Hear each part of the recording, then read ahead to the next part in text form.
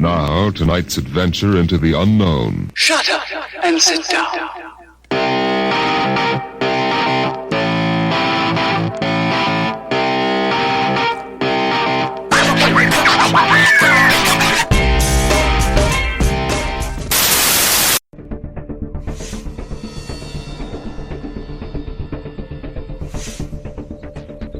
These are the 10 items that I've chosen to survive out here on Vancouver Island.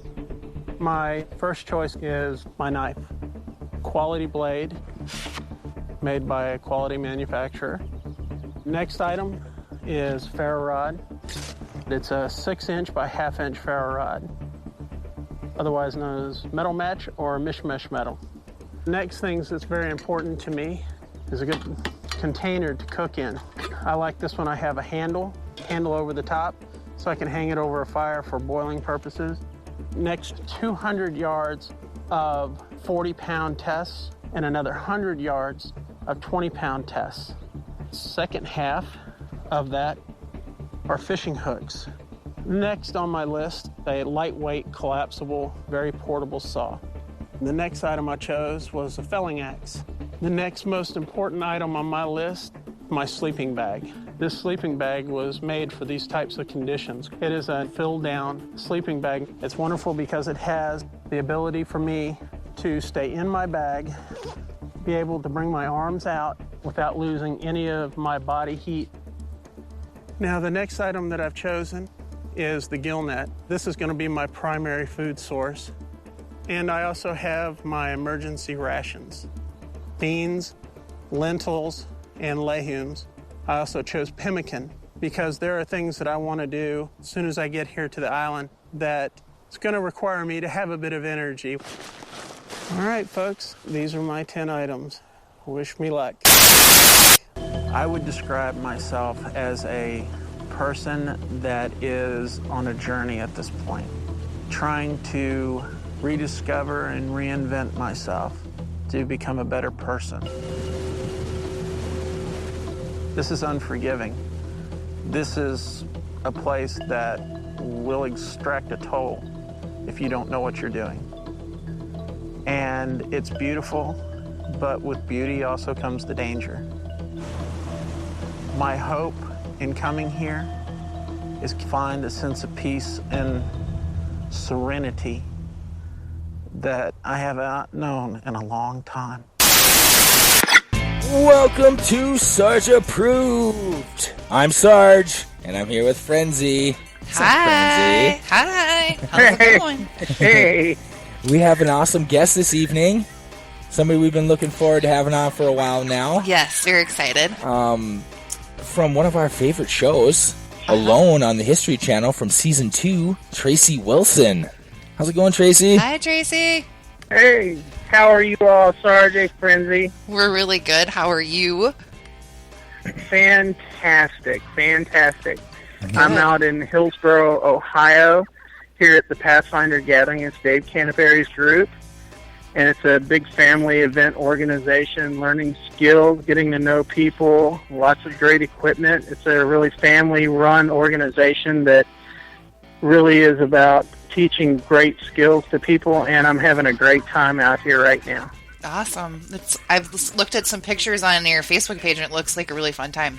Everyone seems really happy, too. Yes, it's a lot of fun. I'm having a great time here. How long has that been going on for?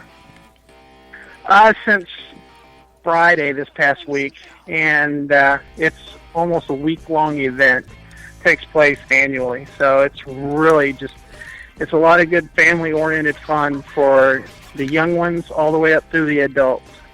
From first you wake up in the morning all the way up into the evening hours. Oh, cool.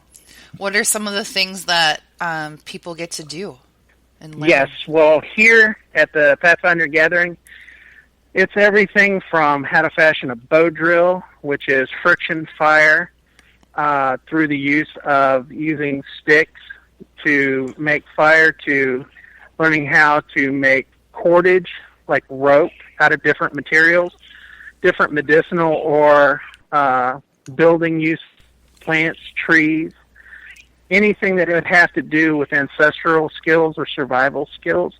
this is a great place because it's just lined up all week long. And on top of that, there's a long line of vendors. Now, I'm one of them, but a long line of great vendors from blacksmiths all the way down to people working leather that are out here selling things at really, really good prices. So I loaded up myself since I've gotten here on everybody else's stuff. That's awesome. So it's a lot of fun. It's really good. Cool. Let's pause a second so that we can hear a word from our sponsors. Hey everyone, it's Kevin Goatee from Comics Watching Comics. If you like stand-up comedy, we've got it. If you like comics busting the balls of other comics, we definitely got it. Watch myself and the other panelists and see which of the newer comics will win a spot on the showcase at a top club in New York City. I'm also happy to announce that the show will be moving to Amazon Prime in the next month or so. Check us out on Amazon Prime, Comics Watching Comics. And while you're at it, take a listen to the SportsBook Box Office Podcast. My comedian friend Jeff Paul and I break down what's happening in the sports world. We talk baseball, football, hockey, you name it. We also talk about movies, and we love to tell the other person why their opinion is wrong. Check us out on iTunes, the SportsBook Box Office Podcast. Avita Zen. We were talking a little bit before we started, and you make ferro rods and a bunch of other stuff, it sounds like, too, right? Yes, I have ferro rod kits, I have flint and steel kits, I have bow drill kits, and I have hand drill kits, and I get into even fires through magnifying glasses, just anything that's a method of fire making, I come out here and teach. And I try to teach on an individual basis for people who buy these kits, so they can get the most out of them and get the most and best instruction that they can get. Because sometimes in large groups, some individuals get lost. Yeah. And I like to be able to teach that one-on-one because it's that joy of teaching, and their achievement is what is my satisfaction. That's really cool. Beautiful. And it's awesome that you get to teach people how to do those things with things that you make. That's really neat. Yeah. I'm gonna call you the firebug, Tracy, since you make all these fire making tools. The fire starter, like that movie. What was that movie with Drew Barrymore? Start things on fire. Yes, back in the 80s. Yeah. So you've probably gotten Well, there I go. I just gave away my age, I guess. No, I know what that is too. You've gotten so good at making fire with non-traditional means, like a lighter or lighter fluid, that you can now just do it with your mind, can't you? You just look at You can just look at some tinder and start that on fire with your mind. I'm not that good. Not yet. Yeah. I'm working on it. There you go. That's really cool. So how'd you get started in all this? You know, we've watched you on season 2 of Alone, and you were don't tell Alan Kay or Nicole Appellian or Mike Lowe this, but you were one of our favorite contestants on that show. You were. Oh, well, thank you. I appreciate that. They're gonna hear this and be like, what? It was a fantastic opportunity. Yeah, it was. And my start in all this came from, and mine is different. A lot of people get their training from schools that they went to, others from the military. I was fortunate enough that mine started at a very young age from family. Oh, cool. I have Native American history background in the family and have members of the family that were special forces. So I got my teaching through family. That's awesome. And I just picked up other things as I went along, and I built on that information and that knowledge and those little items I added into my mental toolbox that I could offer to other people. And now, at this stage of the game, it's just the joy for me is being able to pass this information on, because that ancestral information that my great-grandfather, father gave me, passing it on, allows them to live on, and I can live on through my teachings and their teaching. Yeah. So, and the joy is in the success of others, and I'm loving every minute of it. That's awesome. Beautiful. Sounds like you are really, really passionate about teaching. That's really cool. I feel like that's it's fun. Is it something that you've always enjoyed, or do you think just it's kind of something that you've developed over time? Actually, it's something that has been developed over time. I can tell you just from yesterday, I had a young man who came over, and he said, what kind of wood would you choose out here to make a friction fire with, a bow drill fire? Mm-hmm. And I said, well, out of what I've seen, I would choose willow. That young man went out, harvested some wood, brought it back, and he had the basic skills and knowledge already from family members teaching him, and from out here at this gathering in the school about how to fashion the kit. He would ask me little pointers here and there, and then he got right down there on the ground with just a little instruction and a little help, busted out his first bow drill fire. Nice. And what is the greatest joy for me is seeing the grin from ear to ear as that young man walks away, headed back to his family, excited to tell them what had happened. Yeah. Smile from ear to ear. Yeah. And that is where I get my passion for it from. That's awesome. That's what I was saying on some of these pictures that are posted. You can see some younger people, and there's pictures with you with them too, and they're just smiling ear to ear. And some of them, it shows them actually creating the fire just with you afterwards or whatever. But you can just see that total. Yes. They're just giddy. It's awesome. Yes, and it's so much fun. And what has even been better is the privilege of having been on alone. Being around other like-minded individuals that I really didn't think that there were that many out there. Yeah. Being able, Nicole, Mike, Larry, Randy, I mean, any of these guys from our season, Justin, they're just like family. And we have a very tight-knit group. Yeah. And we're just like family, and we look out for each other. And I'm telling you, they're the greatest people in the world. And was excited after I got to know everybody, and I'm even more excited to see how everybody's doing, especially after the show. Yeah. Mm-hmm. Yeah, everybody's still like doing all kinds of things, like you know, especially if you're a fan of the show and you follow, the contestants and all you guys from the show. You're always, all of you are just very, very active and still in this whole survival and bushcraft, whatever you want to call it. You guys have we have a winner from the evening challenge. Uh-oh. What was the hear evening? him laughing. I'm sorry to interrupt you like that. I apologize. That's okay. Oh, no, that's fine. What was the evening challenge? Oh, the evening challenge is the folks had a water bottle and had a lighter, and they had to run down to the lake, which is 200 yards away, gather water, come back, dump their lighter into the water, which we all know is counterproductive with fire. Yep. Dump it out, run back down, get water, get more water, bring it back, go to the woods, get material from the land, come back, get the lighter to work to build a fire and boil water. How do you get the lighter to work? It takes a bit to get all this done. I bet. How do you get the lighter to work? Well, it's various means of getting it done. One of the methods that I kind of helped one person, and I don't know if she won or not, was taking a ferro rod and keeping the lighter up close to the edge of the blade of the knife. And when you strike down on the ferro rod, you depress the gas. You depress the little button on the side of the lighter so the gas comes out, the butane comes out. And when you strike down on the ferro rod, the little striker inside of a lighter is, in essence, a ferro rod and a little striker, and it just lights it right up. And the gas is coming out, and you dry it out through the flame that comes out. That's like some MacGyver stuff right there. It is MacGyver. It's cooler than MacGyver. Yes, some of it is. Yes, some of it is. I wonder how so well much fun to brainstorm it. Yeah. I wonder how well do you think MacGyver would do the character if he was a real person? How well do you think he would do in an actual like wilderness survival situation where you didn't have like oh my god random tools to build things? Well, there's probably it not would many be bombs. so much fun to try, wouldn't it? Yeah. Right? It'd be a hoot to try. There's probably not too many bombs in the woods he has to defuse. Right. I feel like that was every episode. Oh, there's a bomb! Yeah, well, my favorite episode is when he patched the nuclear reactor with the chocolate bar. Oh, yeah. MacGyver did. That was awesome. But, yeah, that would be cool to get out there and do something like that. That would be great. Crazy.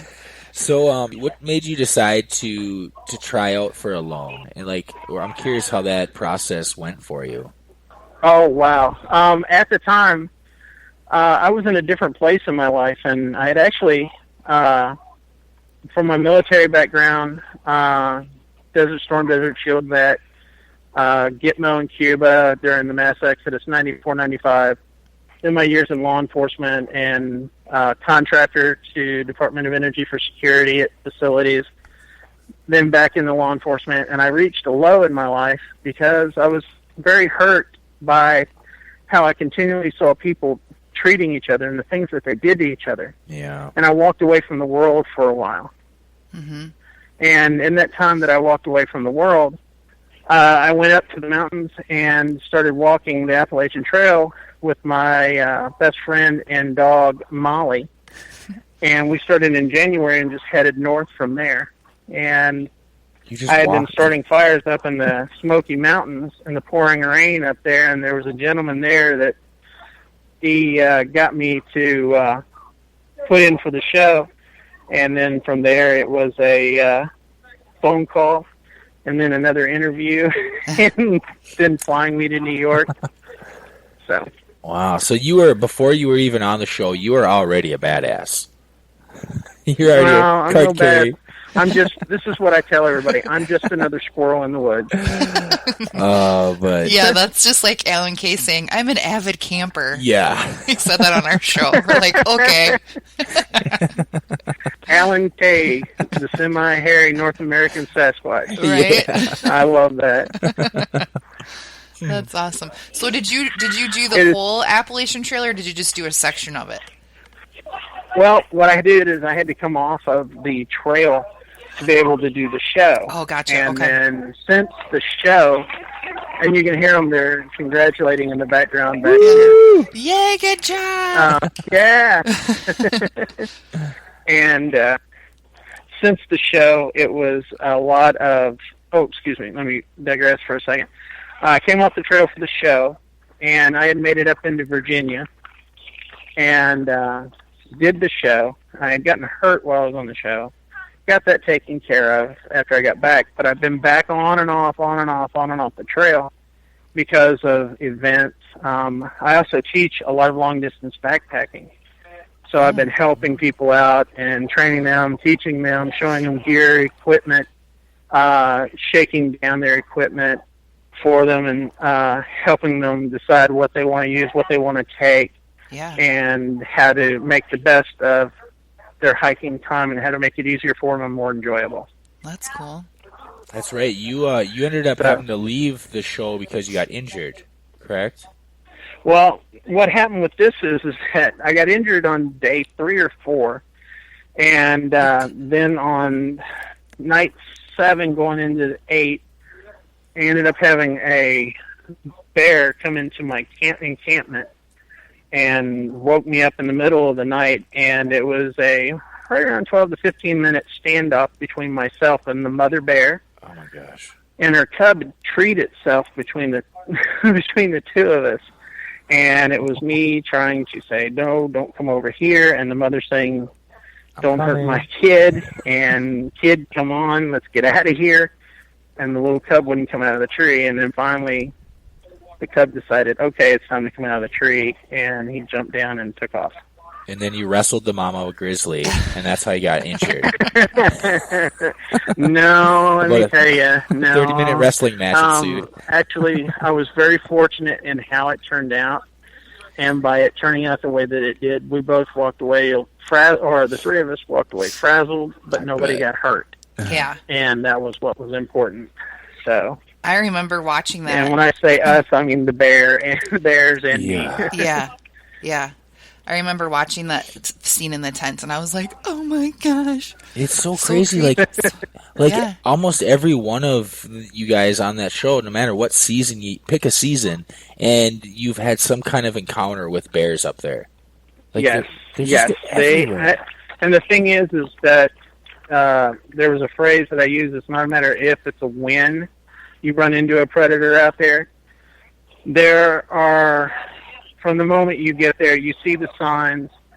You've been told they're there. You know that they're there. But hey, buddy, good job, man. All right, man. And yes, I'll be here. Take care, man. But you know that they're there, and then occasionally at night you'll hear them. And then during the daytime, I'm seeing them, see the bushes move behind me and hear growling, or something going on in the back, and then you see the bushes move, and you're thinking, God, please don't come this way. Go the other way, and then you make noises, let them all know you're there, and, sometimes they care, sometimes they don't. But yes, it's always in the back of your mind, and it's always a concern, especially with the, other contestants are out there. You're always in your mind thinking, I hope they're doing okay.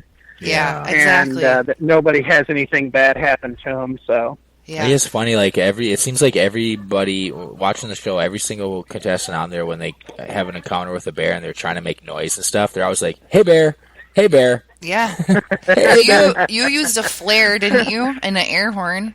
I think, right? Really? Yes, yeah, I did. I did from my law enforcement days. It was a one-on-one progression of scaling up my presence by yelling, then going to the boat horn, and then going to the flare, a visual, and then my physical presence standing out there with a knife and a flare and, just trying to look formidable. I'm, 275 pounds, and this bear, probably 600 to 800 pounds. Yeah. I'm just doing the best I can at this point. Yeah, absolutely. Hoping they don't call your bluff. Yeah. Well, especially Pretty when much, a baby's that's involved. Exactly what it is. Yeah, especially when a baby's involved. That's when they get That's when it's scary. crazy. Yeah. So you handled that very, very well. Yep. Oh my Well, God. thank you. Yeah. It was, for the first probably 10 minutes of it, 10 to 11 minutes of it, I did not know there was a cub involved. Oh. And then the mother started growling and chomping, and her teeth or the gnashing of teeth, as I heard it put a few times. I'm just floored, and then all of a sudden this little second set of eyes pops out from behind this tree. And then, until that point, I didn't know what the animal's motivation was, because the cub had not revealed itself. And you didn't know what was going to happen. Yeah. Why is this animal hanging around? What is going on? Why is this animal doing this? Is it bent on predation? Right. Is there some other circumstance? And what I was seeing wasn't making sense to me. It didn't equate out. And then all of a sudden, right there, the cub's eyes pop out from behind the tree between me and Mom, and the animal's motivation became clear. And Yeah. I had been through some rough times in my life, and I actually, had seen a lot of bad things with infants, and that hit home for me because, I believe that we're stewards of this world, and in our dominion and stewardship, we have to take care of these animals. And it broke my heart that this mother and her little baby were being traumatized out in the middle of the woods. Now, of course, I was being a little traumatized too, but by their presence there in my camp. But it took me to a bad place, and by using that flare, I thought I had tapped out. When you use a flare, you're out, and I called it in. Right. And told them I'd used the flare, and then asked them, am I out? And they said no. And I was like, okay. And then they called me back later, and then they wanted me to re-explain what had happened. And then they call me back again and say, hey, we're sending the team up to evaluate the situation. The safety team's going to come check this out. There's liability involved with stuff like this. Right. And they came out there. We discussed it. We chatted. And I said, you know what? I'm hurt. And animals aplenty. And you know what? I think I'm going to go ahead and tap. But it was a good thing that I did, because when I came back, I ended up in a 6.5-hour reconstruction of my shoulder that was a lot worse than I even thought it was. Oh, jeez. So that was the injury. Yeah, it took me a good 5-6 months to recover. Oh man! Wow. That was the injury you sustained, was the shoulder? Yes. When I went out checking for other campsites, looking for more resources, getting the lay of the land, I made a risky decision. We all make our decisions on, trying to do stuff. And I tried to traverse a little ravine across some trees, and out there everything's sopping wet. And I figured there's 3 of them, I'll be okay. and 2 of the 3 broke. And I was holding onto another tree that was above it, and it dropped me to a full extension and ripped my shoulder out of joint. Oh. Hey, I'm waving to Larry Roberts from our season right now. What's up, Larry? He's a fellow Minnesotan. Yeah. Yeah. Hi, Larry. Hold on just a second. Okay. Larry. Hold on just a second. Is it okay if Larry says hello? Absolutely. Definitely. We're both friends with him on Facebook. All right. Stand by one. This is Sergeant McKenzie. Mackenzie, Frenzy. Larry Roberts, everybody. Hello. The beard. Hello, Sergeant. How are you? What's up, Larry? Hey, Larry. Not much. You're on Sarge Approved. Hi, how are you? Good. Good. You missed a good time out here. You should have seen these kids out here mud wrestling. They're making them run and start fires with lighters. It's been the best night ever. Sounds awesome. Oh, man. You missed a good one. So where are you guys at? We're in Minnesota, brother. We're fellow Minnesotans. Oh, right on. Yeah. We're at Minnesota. Twin Cities. Right on. I'm up by, so I'm north of North Branch by about 25, 30 miles. I'm up there by Pine City, Rush City area. Okay. Yeah. I know where that is. I grew up way up north by north of Bemidji. I came from the sticks. Oh, okay. Yeah. Yeah. Right on. Yeah, I was born out west. My wife drugged me over there. Everybody's making fun of me because I got my wife's pants on. I never served, but my wife was in the Navy for like 12 years, and it says Roberts across my ass. They're all like, "Oh, were you in the Marines?" I'm like, "No, I wear my wife's hand-me-down." They're my wife's pants. Yeah, these are my wife's pants. What do you want? Hey, we love the little impressions of each other that you and Nicole Appelian have been doing. Oh, yeah, Nicole's great. I tell you what, everybody from our season's great. I got my sister Tracy over here, and Nicole long distance and everything. Did you see the picture of the little risque picture of her with her neck knife and me trying to be macho with my my flannel unbuttoned? Yeah, that was awesome. I love it. I was just gonna say, believe me, I always make sure in Messenger and say, "Hey, look, I'm gonna do this. Is this okay?" Is this okay? Yeah. Get approval first, which is good. Well, we've had Nicole and Alan and Mike all on our podcast, and now Tracy, we should get you on too. Mm-hmm. And sit down and chat with you. I think we're already friends with you on Facebook, so we'll have to send you a message. Yeah. And set something up. Okay. Yeah, sounds good. Let me get home from the gathering or whatever, and then give me a shot on Facebook or whatever. Yeah, and make sure, but you have to, the only deal is you have to wear those pants during the show. Your wife's pants. Okay. Okay. You want me wearing pants? I normally don't do that. Well, you don't have to wear pants. Yeah. They're optional. A lot of times. Right. Pants are definitely optional. I usually don't wear them either, so. Oh, hello. Frenzy, put your pants on. Put your pants on. Oh, that's awesome. Yeah. Well, enjoy the rest of your time. Right. Sounds like it's great. All right. All right. Well, thanks, Larry. Thank you very much. Yep. Thank you, brother. Bye. All right. That was awesome. Thank you. My brother Larry, all hail the beard. Right? He's still rocking that beautiful beard. He is, and nice. It was so funny. He was the first individual when I got to New York for the tryouts that I met. And I walked in, and he and I chatted for a second. Everybody was kind of solemn. And then we went out to the woods, and then everybody got into their element, and then everybody comes alive. Their personalities come out. Yeah. And I go over and I drop they said, all right, pick a campsite where you're going to sleep. And I go over and I drop my bag in front of a tree. And I look over and Larry's raking leaves up next to a log. And I went over and I said, hey, what's your name? And he says, Larry. And I said, Larry, I'm Tracy. I said, look, we got to wake up early in the morning. And if you wake up first, will you wake me up? And then if I wake up first, I'll wake you up. Or if something happens in the middle of the night, a little buddy team here, we'll help each other out. And he said, yeah, sure. He and I have been good friends ever since. That's awesome. So That's awesome. Just, he rocks that beard like nobody else. Yeah, he does. He so wears that's it the reason well. why I came up with the all hail the beard. All hail the beard. And if you all can, yes, all hail the beard. We got to make T-shirts. All hail the beard T-shirts. Yeah, and coffee mugs. Well, if you get the chance, ask him about my comments to him at drop day. Okay. And he'll tell you a little story. Okay. So if you get the chance, and he'll be like, "Oh man." So you and Lair Bear were like battle buddies then. Pretty much, that's it. Battle buddies, and I've got my sister Nicole, and my battle buddy Larry over here, and my survival buddy Mike Lowe out in the Midwest, and it's just everybody. All of us have become such good friends that we network back and forth with each other, help each other out, and just there for each other. We answer each other's questions. How would you deal with this?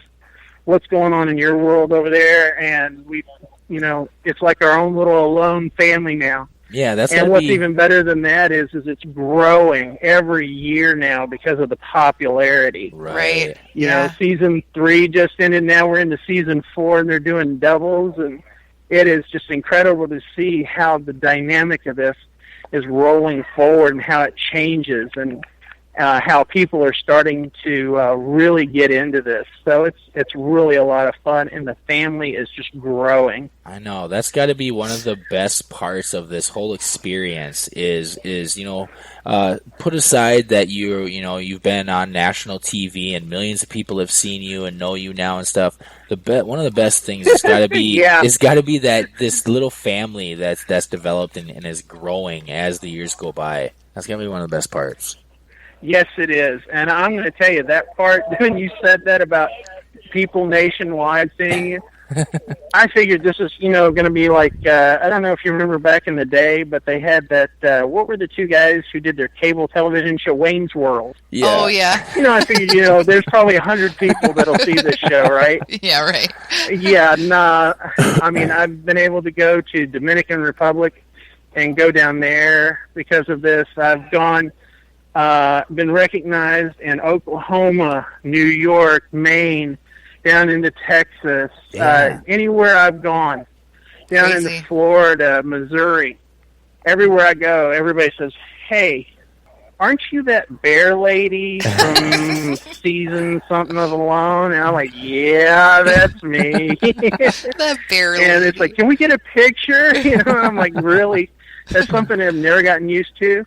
Yeah. But I'm happy to do it for them, and it just let me know really how big this has become. It really has, and it's something that I have. It's they joke. A lot of people joked about when they say the phenomenon, and by golly, that's really what it's turned into. It's grown like such a big thing. Yeah, and to be a part of it is just something so special. Well, I think people, as because the survival wilderness kind of genre that you see that has emerged over the last, I don't know, maybe 10 years or so. I think when you have shows like Survivor Man and Life Below Zero and Alone and things like that, and then you have the reality shows which are very kind of staged and set up, and scenarios are set up. Yeah. For the viewers, I think as people, fans and everything have really latched on to these survival shows, and they realize which ones are fake and which ones are legit. And I think that these people really respect the shows that are legit, like Alone and Survivor Man and Life Below Zero. Yeah. And and Alone is a legit show. Oh yes, I mean I've got mad respect for guys like Dave Canterbury and Cody Lundeen, who did the dual survivor thing. I've got mad respect for Les Stroud that did Survivor Man, and the folks that are really going out and doing this, just like the folks on Alone. And, even like the Naked and Afraid folks, that everybody laughs, "Why don't you get on Naked and Afraid?" And I said, well, one, I don't want my mama to see my tattoos. And two, I'm not getting naked for anybody unless they buy me a steak dinner first. So, right. By golly, my hat's off to those for taking that leap into this genre. Yeah. And, I worry sometimes about some of it going a bit too far, but at the same time, it's an incredible thing because it pushes a lot of people to come out and learn these skills and become a part of it. And we're actually connecting with our ancestors. These, it's it's gone from survival to bushcrafting, and now we're starting to see it, mold into the ancestral skills. And it's just exciting because, these are things that have been, for the most part, lost to the test of time. And some of the greats out there, like Mars Kaczynski and Andy Wood and, oh my gosh, Ray Mears. These are the folks I grew up just thinking, I hate to say this, you often laugh at me if you want to, Jacques Cousteau. Oh, no, he's awesome. But, these are the pioneers that help get kids, the whole family's interested in this, and it's a reemergence. And that's what, like at these gatherings, I'm starting to see is a reemergence, an interest towards these. And it's making me very, very happy that the skills of our ancestors are not going to be completely lost. Yeah. I mean, I'm by no means an expert. The real experts were the folks that lived 400 or 500 years ago that did this.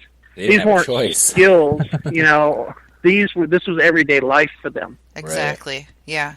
Well, and I think it's awesome too because let's face it, most people are addicted to their social media and their electronic devices, and a lot of kids don't even spend very much time outside anymore. So the fact that what you're sharing is getting kids to go outside and learn things, and hopefully they become passionate about it too and want to pass it on and do it, and it's just creating new knowledge for them and new hobbies for them to do. It's really cool.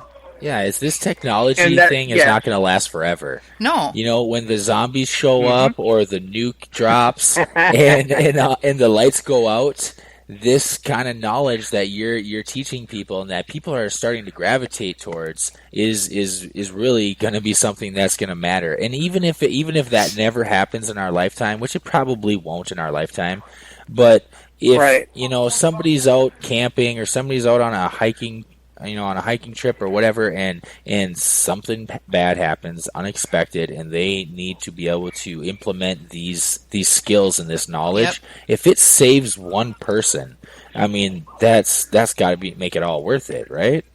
Oh yes, I mean, you look at I give a shout out to like Dave Holliday and Cody Lundeen, and Matt Graham and these guys that are out west, and I'll be seeing them here in probably a month or two out at Rabbit Stick, which is the 30th anniversary. So Dave Westcott, I'm giving you all a shout out there. What's up, David? It is coming up. It's called Rabbit Stick, and it's in Rexburg, Idaho. And I believe it's in September, and it is going to be epic. It's their 30th anniversary. Wow. And they are going to have tons of people there. You're going to have people from every survival genre there, teaching, hanging out, and when they teach the ancestral ways as well as a lot of the newer ways, and it is just absolutely incredible. And you'll see all these folks from television out at these places. So if you go, get your tickets because they do so fast. Yeah, but it's a fantastic place to go to learn these skills. It's September 10th through 16th. And you can go to their website, rabbitstick.com, to sign up and register and get all the information. It looks pretty sweet. Beautiful, rabbitstick.com. Yeah. Yep. And I'm telling you, it is so much fun. You spend a solid week immersed in the skills. Some of the best best teachers in the world are showing up out at these places. And you can't go wrong. And I'm telling you, like you said there, Sarge, when the zombie apocalypse goes down, that's where I'm going. Yeah. I got my zombie tools, sword, and by golly, headed out there. That's the plan? Because everyone who that's the plan. Anyone who's ever thought about when the zombies come, because they're coming, maybe not in our lifetime, maybe not in our children's lifetime, but they're coming. Everyone's got that plan, like, everyone's at least thought about the idea, like, okay, if the zombies show up, where am I going to go? A lot of people say, I'm gonna head to the mountains, or I'm gonna head to the closest, I'm gonna wall up in the closest shopping mall or gun shop. Yeah. Those are all, my favorite movie, for the zombies is hands down Zombieland. Oh, that's such I a think good one. Woody Zombieland. Harrelson and Bill Murray and those guys, they all knocked it out of the park for humor. Yeah. But for realistic, I got to give it to the television show Walking Dead. Yeah. I mean, I think they've done a really good job with it, and I love that it's filmed not too far away from where I lived. They're, I think, filming around Atlanta. Yeah. And I live down in Aiken, which is close to Augusta, Georgia. Okay. On the South Carolina side. I went to AIT in Augusta, Georgia, at Fort Gordon. Yeah, when I was in the Army. And I'm a graduate of Brenau University and Georgia Military Academy, which is there as well. Beautiful. Did you go to school there? I went. I joined. You're an Army veteran, correct? Air Force. Air Force. Okay. I'm a Army combat veteran. I was in AIT in 2001. So that's where I went for my advanced individual training. Was in Fort Gordon, Georgia. So yeah. So I was hanging out in Augusta on weekends and stuff. When I got weekend passes, was in Augusta there. Awesome. Yep. Yeah, I love Georgia. Yep, it's a good chance that you and I may have run into each other at some point in time downtown Augusta. That's very possible. I used to go down there all the time, bringing the kids for pizza or hanging out on Fort Gordon. Yeah, going to school. So you've been to Fort Gordon then? So you've seen what was that gigantic field? Was it Barton Field? Yes, the parade grounds. Yeah. Yes, Was it right next to the library. Yeah, was it Barton Field? Was that what it was called? I think so. Something I like used that. to jog around that. You think I'd remember it. It's There's like many laps that I put on that thing. Yeah, this giant parade field. It's like 5 or 6 miles around if you jog it. Oh my gosh. I had to run that thing every single morning. It was torture. 5 a.m. wake up. Yup. Better than a cup of coffee. Yeah. That's for sure. Oh my gosh.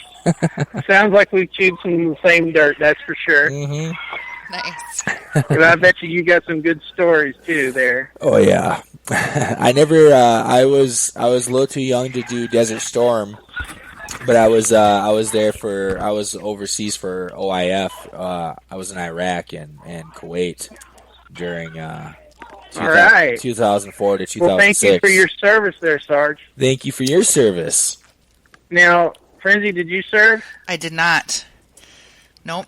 Well, she's in that case, thank us. you for your support. Yes, I am very supportive. Thank you. Yeah. You bet. I joined when I was 17, when I was just young and dumb enough to sign the paperwork. Yes, weren't we all?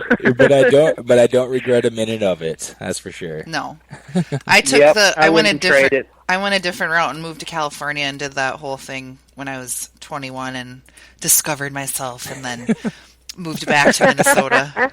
So I was one of those.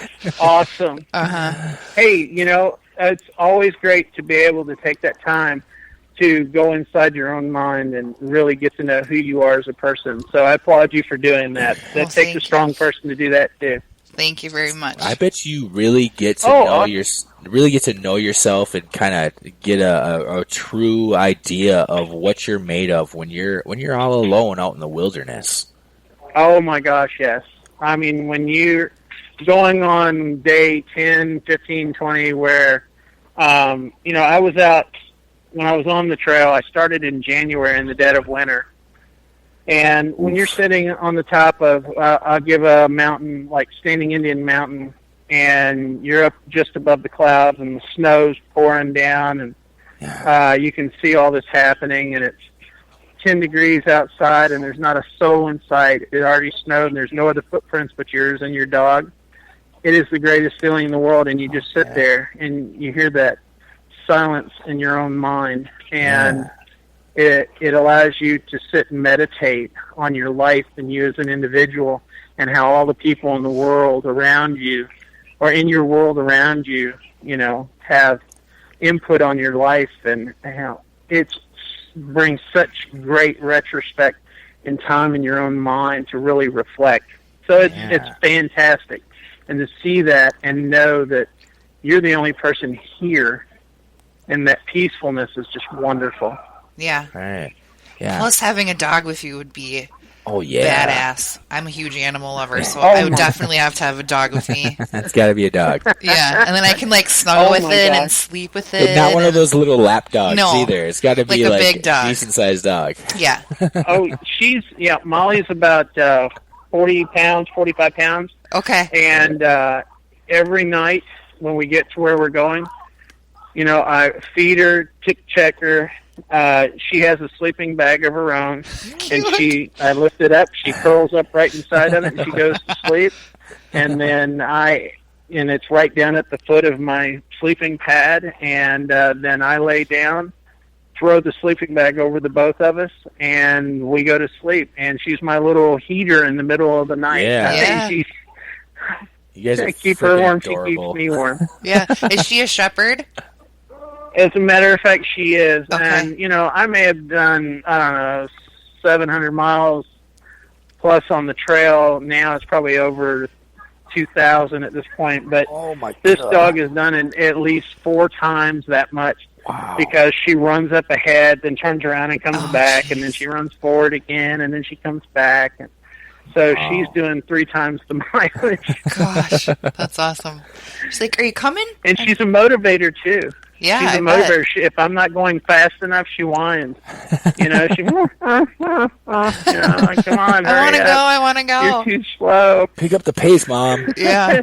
Yeah, That's pick awesome. up the pace, Mom. You gotta go faster. I'm hungry. But yes, it is a very rewarding thing. Yeah. And to be able to do something like that, you think about our ancestors who used to walk great distances. Mm-hmm. And to be able to do that, people even thousands of years ago, they had relationships with canines back then. Yeah. And, if you look at the coastal people of the Carolinas, they had a symbiotic relationship between their dogs. And nobody owned them, but they hung around. They helped with the hunts. They would provide security. People would provide some security for them and feed them and show them love and attention. And so, there was a symbiotic relationship there. And, by proxy, it ended up being something that's being carried on with me. I saved this one, and she saved me. So I love this one to death. You'll see pictures of her on the page. Yeah. And what's her name? Molly. She is Molly. my best buddy. It's amazing. Like you say, the symbiotic relationship that dogs have with humans. And it's crazy. Obviously, like all dogs came from wolves or foxes. I've seen documentaries on where a lot of the smaller dogs have been bred from foxes and things like that. But most of them came from like wolves. But it's just amazing how that's like the one animal that really has this crazy relationship with humans, unlike any other animal out there. No matter what animal you try to domesticate or whatnot, these dogs are just like, it's like they're meant to be paired with humans. Yeah. Well, especially the ones that are rescued. I feel like rescue dogs just have such a special place because I feel like they know what it's like to not be treated right, or not that all of them aren't treated the right way, but when they actually, and it's almost like they get matched with the perfect person that finds them. And you always hear that too, where they save, you save the dog and the dog saves you. It's like, it happens so often. So there's got to be a reason why you're matched with each other. It's so amazing. Yes. She is my service animal, and, I don't know what I'd do without her every day. I mean, she and I are connected at the hip, and, it's like you said, saving each other, and the dogs that are out there that don't have, as I've heard before, their forever homes yet. It's very, very sad, and I'm just fortunate enough to have such a great companion in my life here with her. Yeah. So it's I think I got the better end of this deal.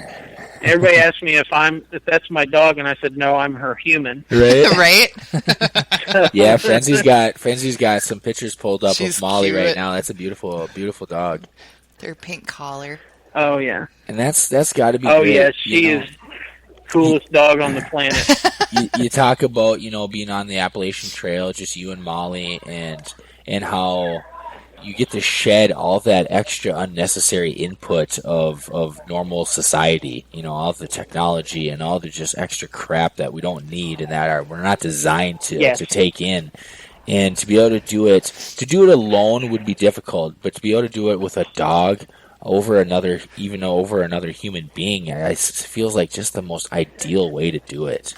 You're not alone, but you don't have another person that's inputting whatever. The dog can't talk to you, but it's still like another living companion. Well, they kind of do talk to you. They just can't speak. Right. That's what makes it even better. Like, they can't say words. They look at you with their eyes and their movements, and they totally talk to you. Yeah, just not actually. Absolutely. And they're like little children sometimes, but I've had some of the greatest joys of my life have been experienced with her. And for a human being, a lot of times that ability to have another person witness your life is a great thing. For a husband or a partner in your life, and for them to bear witness to your life is a wonderful thing. And I'm fortunate enough, she might be a dog, but she's bear witness to my life, and I'm mine to hers. Right. And I feel very fortunate for her to be here and to have her in my life. So yeah, is she there with you? She gives me that support that I need to be able to go out in the world every day and do what I do. Yeah, that's the thing too. You take care of her, and she takes care of you. She would lay down her life for you without even second guessing it. Oh, without a doubt. I mean, when we hiked, we ran into a couple bears on the Appalachian Trail, and and a couple other animals. The worst were coyotes. But without a doubt, every time, she stayed side by side with me. Yeah. I have no question about that. You're exactly right there, Sarge. That's awesome. Is she? So she's there with you right now at. She is. She's laying right here at my feet, right over here. And the only thing I can't get her to do is people apparently have had some pork chops out here, and she'll sneak off out in the woods and grab one and come back. I keep looking down like, where did you get that? Right. And she's become quite the communal dog out here, too, because they're petting the fur off of her out here. She is getting all the love and attention. I bet she loves that. You're going to have to pet her extra when you go home. Be like, okay, we're not going to be petted like 8 hours a day now. Like, we're going back to normal. Yeah. She is something else. That's cute. Yeah, hey, if we ever go camping together, get a group together, maybe Frenzy and Sarge, we get together with some of the alone folks, do a survival class with you, and you get to meet her. That'd be awesome. That'd be awesome. Do you ever go, what kind of traveling do you do outside of, because do you live down in the Georgia area currently? Actually, right now, I've been living on the road. I have a little travel trailer, and I've just been going from gathering to gathering. Oh, that's awesome. Festival to festival, and I sell my wares, which gives me enough money to get to the next place. And my joy and my passion is passing these skills on, that knowledge, to others so it doesn't die. Yeah. And like I said, from here, I'm making the curve west and going across the northern part of the United States. And so I'll hopefully end up back somewhere around Arizona around the time winter hits. I want to experience an Arizona winter. Yeah. And have a good time, maybe hang out with Mike Lowe for a while. There you go. That's so cool. That I gotta say, I'm a little bit jealous that's how you're rocking it right now. You're just a nomad. You and Molly hitting the road, going wherever the hell you feel like going at the time. Yeah, that's awesome. That's beautiful. You're not stuck to the constraints of society that most people are. That's beautiful. Exactly. And it's that gypsy soul that I have that Yep. I have a friend of mine that I grew up with. She's my oldest friend, Mandy Brady. We grew up together. Her dad was military, mine was military, and we've been fortunate enough to stay in contact with each other through our entire lives. And she's also a person that has a gypsy soul that loves to travel, loves being out here, loves the skills and the social aspects as well as the spiritual aspects and the the minute details that go along with the skills that are involved. And she is just also, I got to give her kudos. She's been a great friend through everything, and I know she wishes she could do like this with her husband and her daughter, but unfortunately, they got to pay the bills. Right. Yeah. Well, we'll say hi to Mandy. Mandy. Give her a shout. Yeah. Mandy Brady. Mandy. You bet. Part of the Brady bunch. But I'm fortunate enough to live that gypsy lifestyle right now. That's awesome. Good It's for tough. you. It's so easy to get caught up in the way society works. You have to work that 9 to 5. You got to pay those bills, and before you know it, there's no way to get out of it. Right. You know what I mean? You have a family to raise, and you can't just, especially once you have a family, you can't just get up and hop in a trailer and go and actually do something that really, really makes you feel free and life. Well, to do it, you end up paying a price for it. There's a price tag associated with anything we do in life. Exactly. And there's price tag with this one. Yep. And it was something though that I had to do. It wasn't something that I wanted to do. It was something I had to do for myself. Mm-hmm. And now with the show, with the people that I've met in association with the show, and being out here and going and teaching and doing and hanging around. All hail the beard. Larry Roberts is walking by again. All hail the beard. All hail the beard. I'm fortunate enough to do that and to be able to live this kind of lifestyle right now. Yeah. And, it's just an incredible thing. It's beautiful. And, heck, my promise to you is if we all get together, I help the both of you. You pick your method of fire making, ancestral method, whether it be a bow drill, hand drill, flint and steel, or whatnot. I'll help you all get your first fires. Heck yeah! We've actually love both that. done. I've done. Well, I got Sarge a flint and steel for his birthday one year. Sweet. Yeah. Yes. And then we bought a ferro rod too, and so I wasn't able to do the flint and steel, but I got the ferro rod. We went camping last summer and didn't bring any other source of fire. That was I think the we thing. brought a lighter, but left it. Like we are not using a lighter. We're not using any normal cheating ways of starting fire. No. We're using traditional means, whether it be, and it was one of those ones where it goes over your knuckles, one of those knuckle buster. Oh yeah. Yeah. Oh yes. Yeah. It and I taught my son how to do it too. He started his first fire a couple years ago, and all right. yeah, there's just something about it, like being able to create fire without using a lighter or gasoline or anything like that. Being able to create fire on your own, and then breathing life into it. There's something about that is just so satisfying. Yeah, but I would still love to do it with you one day. Oh yeah, Absolutely. We'll be down Absolutely. We can connect on that primitive level. Yeah. And make fire. That'd be awesome. Yes. And I'll make a pork chop for Molly. Yeah. Just a little one, though. There you go. You hear that, Molly? Lindsay's promising pork chop. Her Yep. ears just perked up when you said pork licking her chop. lips. She's like, what? Oh, that's She's She's awesome. licking her lips. She's That's like a pork awesome. chop. I know that Pork word. Yeah, right?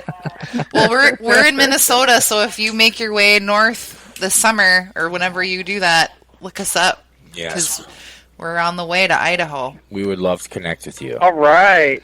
Yeah. Absolutely. Well, I tell you what, I'm here in a few weeks. I'll head that way, and I'll gladly gift you bow drill and hand drill sets. And especially, you can take that and pass it on to your son, Sarge. Oh, Get beautiful. him out there and get his first bow drill fire. Yeah. That's awesome. What do you with the fire starting? What do you think is? Do you think is one of the most difficult methods of fire starting with all the kind of traditional? Oh my gosh! Is the To me, absolutely the most. I think in my mind, everybody has a different mindset behind it. A lot of people will say hand drills. Mm-hmm. But in my mind, the most difficult method is going to be the bamboo fire saw method. And I'm telling you, I wore myself out getting embers off of that. I was gonna say the hand drill method, but I'm not sure if I'm familiar with that bamboo saw drill method. Oh yeah, the bamboo fire saw. Fire saw, that's what it is. Absolutely incredible method to be able to start a fire. And my rule of thumb when I teach with hand drill and bow drill is that this should be a stress-free thing. If it seems like work or it's uncomfortable or you're muscling through it, take a break. This is something to be enjoyed and reveled in. So enjoying the moment. So, but the bamboo, I mean, obviously there's not a whole lot of locations where bamboo is readily available. Well, yeah. I'll tell you what, it's... Oh, go ahead, Frenzy, I'm sorry. Oh, no, I was just going to say, but She's in the looking it locations where the bamboo is available, they probably don't have the same, trees that are on other places, so they have to use it. But isn't it where you actually, use your body? Like, you use, your stomach against, a tree? Yes, so now some instructors have different methods. Some stand, some kneel. And, bending over the actual piece of bamboo and then rubbing one member against the other to create enough friction where it drops an ember into tinder that is actually made from that same piece of bamboo. Okay. And then you can blow that tinder bundle into life.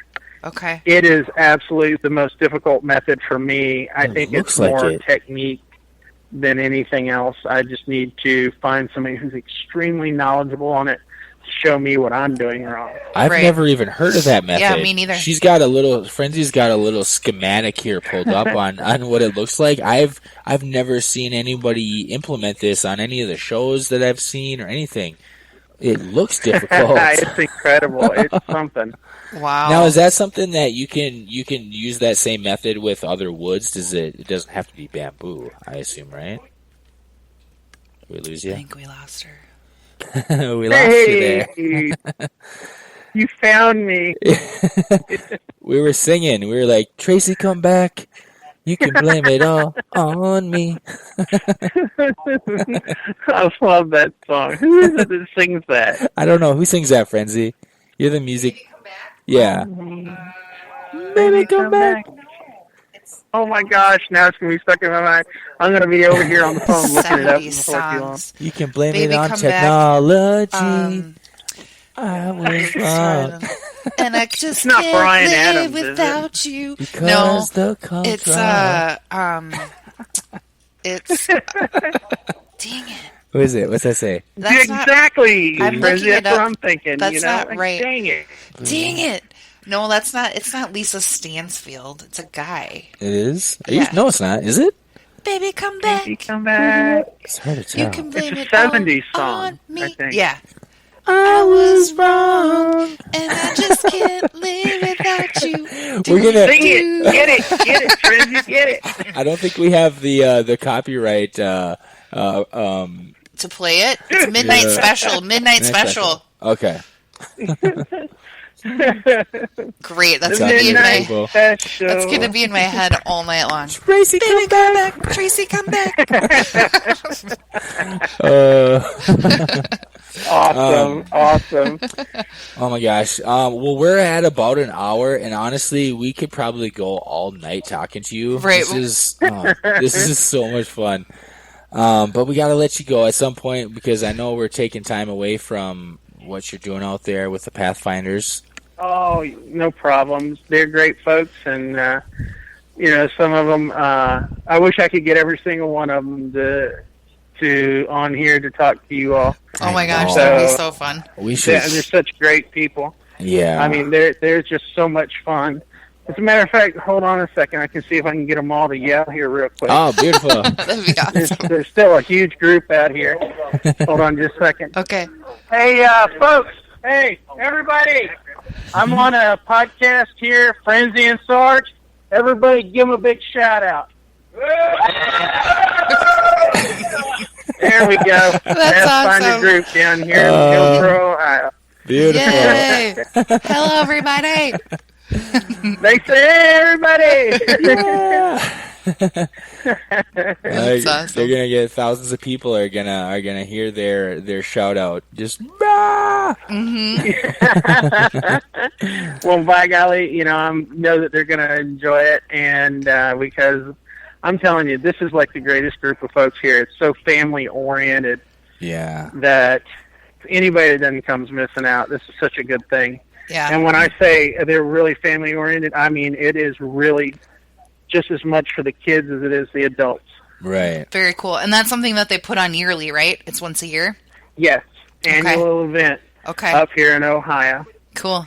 And by all means, send me y'all's address, and when I'm headed that way, definitely. Don't be surprised. You get a knock on the door. All right. I'm going to text you the address tonight before we go to bed. Fantastic. We would absolutely love to connect with you. That'd be great. You're one of the good people on this planet, and we're happy to know you. Absolutely. We're happy to have shared our time with you. I appreciate it. I thank you so much for the opportunity and the privilege to talk with you all. And if I could do one more shout out, I would very much appreciate it. Absolutely.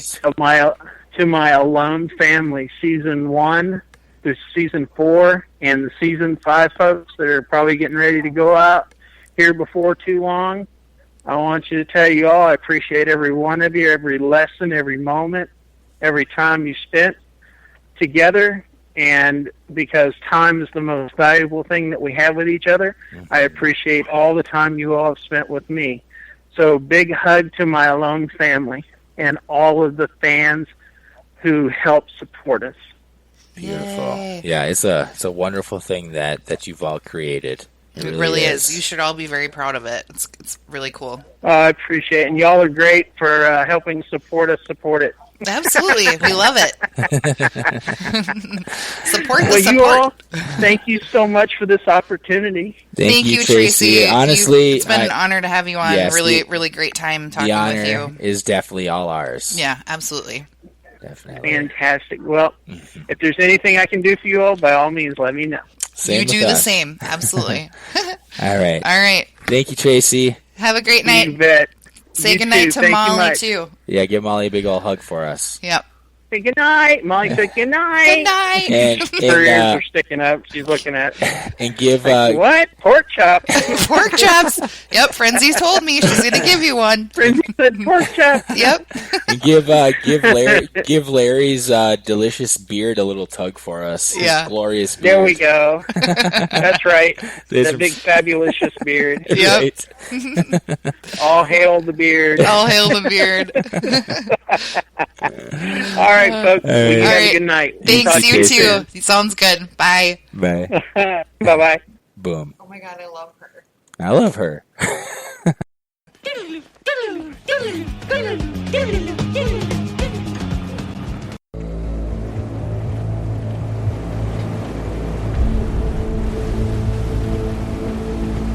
Had a pretty good bear encounter. Right here in my tent, I was asleep and I heard twigs snapping, and then I heard deep sniffing sound. Hey. Go on. I gave the old, get out of here. Go on, get. Go on, get. Get out of here. And the sound persisted, the sniffing persisted. I gave several toots of the horn. They were still going at it. So I reached up, grabbed a flare. I've got a lit flare in one hand, camera in the other, and I look up at the top of the hill and I realize that there was a baby cub. Get the hell out of here. I see you. Get out of here. Go on, get. Oh, man. That is a cub. I just had to take a step back, and I lowered the flare a bit, and I stepped back, and I even said, Mama, get your baby. And then as I sat and I thought about it, it was just,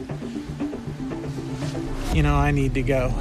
So, this is my tap. I expected to see the bears, but I didn't want to have any standoffs between mamas and cubs. And it hurts very deeply because there's a lot of things that I'm leaving unaccomplished here in my mind and my heart. Mother Nature's gonna bring everything out. And maybe this is her way of telling me it's my time to go back. I don't know. As they say, one hell of an amen.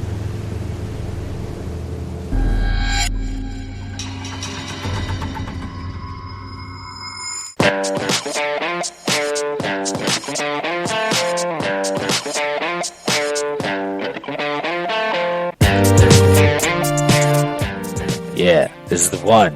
What time is it, Frenzy? Outro time. Damn right. That was our guest, Tracy Wilson, from season 2 of Alone. Tracy, you're Love the that lady. bomb.com. Yes, I know. she is. She's awesome sauce. She's bomb some sauce. Awesome sauce. No, don't use that. Yeah, that's horrible. that's bad. No, she was really a great time, and we enjoyed having her on. Yes, she is badass, and love that lady. We gotta talk about our sponsors. Absolutely. Who we got? Well, we have Comics Watching Comics Yes, Comics Watching Comics, hosted by Kevin. Goatee. Basically, if we were to talk about it, you can find it on Podomatic and on iTunes, their website, comicswatchingcomics.com.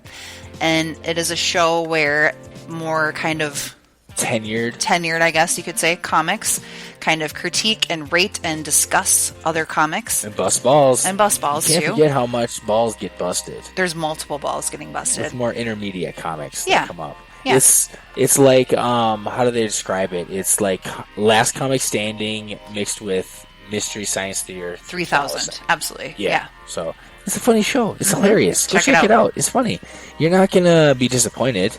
You're going to feel all the feels. You're going to laugh all the way down to your private parts. Yeah. So, And if you know a comic that you think would be a good fit for the show, reach out to them too. why not? Because they're going to have plenty of more seasons coming up. Yes. So, yes, check that out. comicswatching.com. Comicswatchingcomics.com. Nailed it. And the SportsBook Box Office Podcast, hosted by Kevin Goatee and Jeffrey Paul. Yes, 2 veteran comics from the New York City area. Those 2 dudes talk sports and movies, and break it all down for you. So check them out on iTunes. Where else can you find them? Spreaker? Spreaker, Podomatic. Oh, they're You probably... can like their Facebook page, Do it. Instagram. Yeah, like it, love it, subscribe to it, ask for more of it. They want you to. Ask for more of it. All right. That's it. We're done. This episode is over.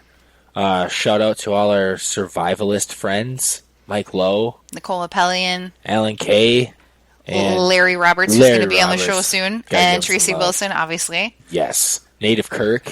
Yep. And we'll give Tony Pike a little shout out. Tony Pike. He's going to be on the show coming up soon. Yeah. I don't Looking know. forward to chatting with him. So yeah, He's look going to be forward on the 19th. Okay, beautiful. Yeah. All right, so we're going to play this episode out with a little song by The Dread called Mustard Sally. Thanks for joining us, you guys. Have a great night. Bye. Later, fuckers.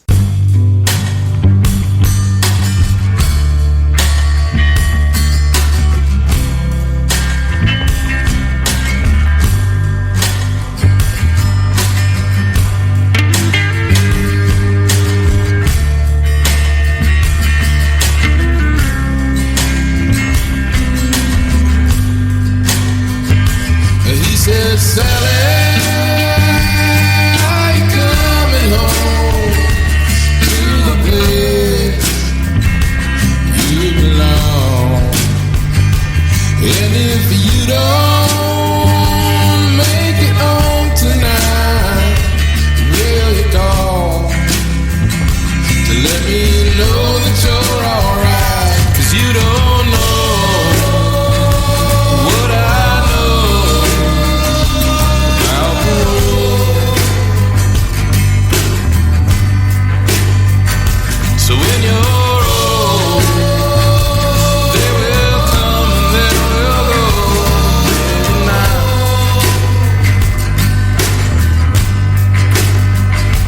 I said, Sally, if you're coming home, tie a scarf upon the door, so I know you're not alone.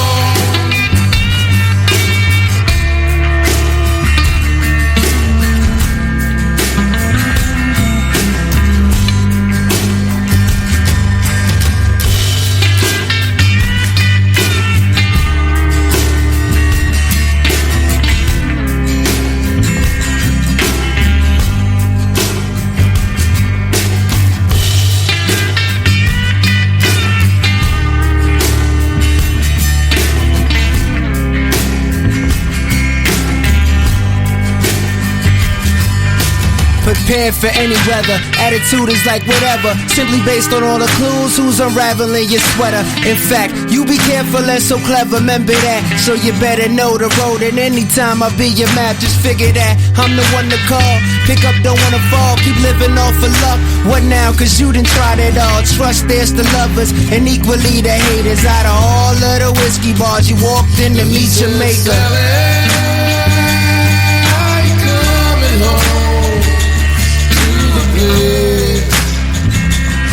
You belong, and if you don't make it home tonight, will you call to let me know that you're alright? 'Cause you don't know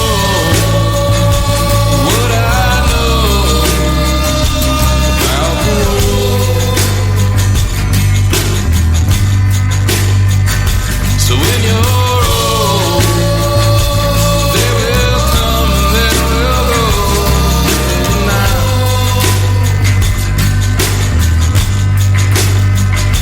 I said, Sally, if you're coming home, tie your scarf upon the door, so I know you're not alone.